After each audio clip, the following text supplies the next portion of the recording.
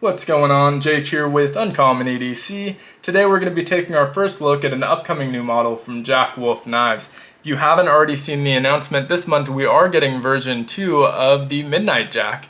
And so this will be available at authorized dealers Friday, February 16th, 11 a.m. Pacific, 2 p.m. Eastern. And as always, I will link to all of that in the description. Now, if you're outside the United States, just make sure to check with your local dealer because those times may vary slightly. So since we already have the tube in hand, let's start by looking at the tube art first this time around. Version 2 means that we do get artwork by Jay Gonzo Art. You can see his Instagram here on the tube directly. Really stellar job with this tube art. As usual, I mean, him and Sean Tiffany always knock it out of the park. Now, love the contrast of colors on here. We got that green with this red orangey colored flowers that I think look so good together. Then we have a more dapper version of Jack with a super intricately designed cane in hand. And the font style that they went with, I think really just gels with the overall design on this tube. So great work there, obviously. But let's get into the knife itself. I'm sure what most people came to see. I always get excited to see what new model is going to get announced each month, but probably equally excited to see what different configurations and combinations they come up with to release them. We get 5 every month.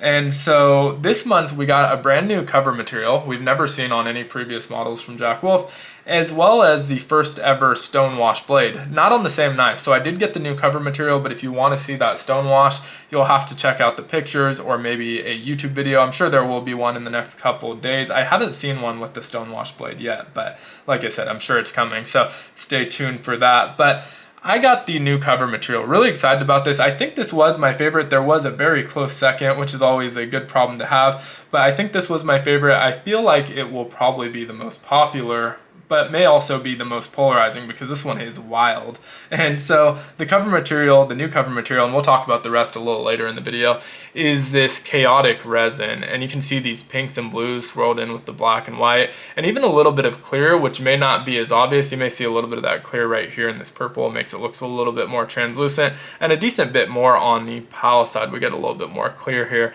And so I think these look stunning. Really, really incredible. They feel a lot like Kyanite, but to me they feel a little bit more dense than Kyanite and a little bit less glossy. And so a similar overall feel, but does seem to just be a little bit more dense, a little bit less shiny here. Now, one thing to keep in mind, this cover material is handcrafted. I believe I saw it was handcrafted in Missouri. So each knife is going to be a little bit unique. Even from your show side to your pal side, no two covers are going to be identical because these are handcrafted, hand poured, and so you just get random patterns. Maybe you'll get more of one color, less of a different color, or just completely different swirls in yours, but each one is going to be a little bit unique and really make it feel like a one-of-a-kind knife, which I think is pretty cool.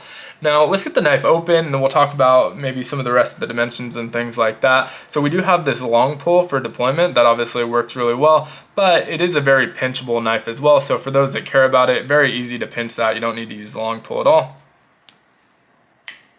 And super snappy action as usual. I would say for the pull, it's on the lighter side for a Jack Wolf knife, which is still heavy. There's really not that much variation between the pulls. They're very, very consistent. So most knives we'd say are like a 1 to a 10. I feel like every Jack Wolf knife I have is either a 7 or an 8. So this is closer to our Little Bro Jack or Sharpshooter Jack than it is to say the Vampire Jack or Pioneer Jack, which I'd say are both an 8. And so a little bit lighter, but still a nice heavy pull if that's what you're into. And I definitely prefer that, so happy to see that here, of course, as well. Now in terms of dimensions, this is a really medium-sized knife, about 6.65 inches overall, and 3.78 inches of that is in our handle in that closed position. So able to get all 4 fingers wrapped around there, no problem whatsoever. And there's even a little bit of room to spread out. It's not super compact, so definitely appreciate that in a slip joint because a lot of slip joints are on the smaller side, but this one is very ergonomic and plenty of real estate to get all 5 fingers around there. So happy about that. We do have a 2.87 inch blade with a 2.53 inch cutting edge. This is V2, so we got S90V over the M390. Really nice sheepsfoot blade on here. I'm a huge fan of the Barlow pattern, and this coffin Barlow pattern even more so. I just like the edges on it. I think it looks really nice, and love a single bladed Barlow in particular. So this sheepsfoot Barlow is definitely a winner for me. Really resonates with me, and what my preferences are may not be the case for everyone, but for my preferences for sure. And so S90V, really nice hollow grind on here. We got that long pull, and I love how it just kind of ends into the swedge. So there's this sort of continuity. That line just continues all all the way around that blade. Love the way that looks. This one does have the belt satin finish, and so we also have the stone washed and I believe the coated blade options in this run. And really well done blade. We do have that larger sharpening choil that we've seen as well. And the only other change from V1 that we're going to see is the triple fluting. Obviously, that's been seen in all of the V2 knives lately. We've been seeing that triple fluting. It's kind of becoming a signature of these Jack Wolf knives. The original only had the single fluting, but of course, the bolster here is still a third like a traditional Barlow. And so really love pretty much everything about this knife. I'm not ready to say it's my favorite yet. That would be the Little Bro Jack so far, but it's definitely in the conversation. I just haven't had this one enough to say for certain, but it definitely has all the makings to climb into that #1 spot just because it checks so many of the boxes that I like in my traditional knives. So really, really great. Now, in terms of the other options, we have a lot of really great options this time around. That second for me, was right behind this, is probably the Jig Titanium reverse tux. So last model, we got the first reverse tux. This one has a reverse tux with the Jig Titanium killer combo. I think it looks excellent. Really great gentleman's carry. And we actually have a lot of knives I would say are in that category. Really classy looking. We have 2 fat carbon options. Another one that's really gentlemanly looking to me is that dark matter copper. We've seen dark matter gold on it before, I believe in the Sportsman Warehouse release, but the dark matter copper looks excellent, super classy looking.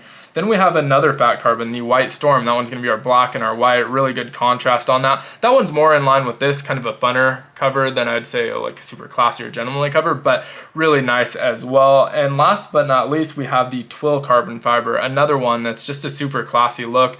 And I don't know why, but Twill carbon fiber always looks super classy to me, and combined with this dark wash on the bolsters that we get, just a killer combination overall. Now, one thing I don't really talk about in these videos very often is the fit and finish, and that's because it's always identical. There's never any issues. Our springs are always flush in all 3 positions. We can show that in the half stop, it's going to be completely flush. We can show it closed, it's going to be completely flush. Walk and talk is always there, always super snappy, great acoustics on these. The pull weight's very consistent, like I said, between a 7 and an 8. And so there's really not a concern if there is ever an issue, which I haven't had in any of my models. I think this is probably my 10th or so model.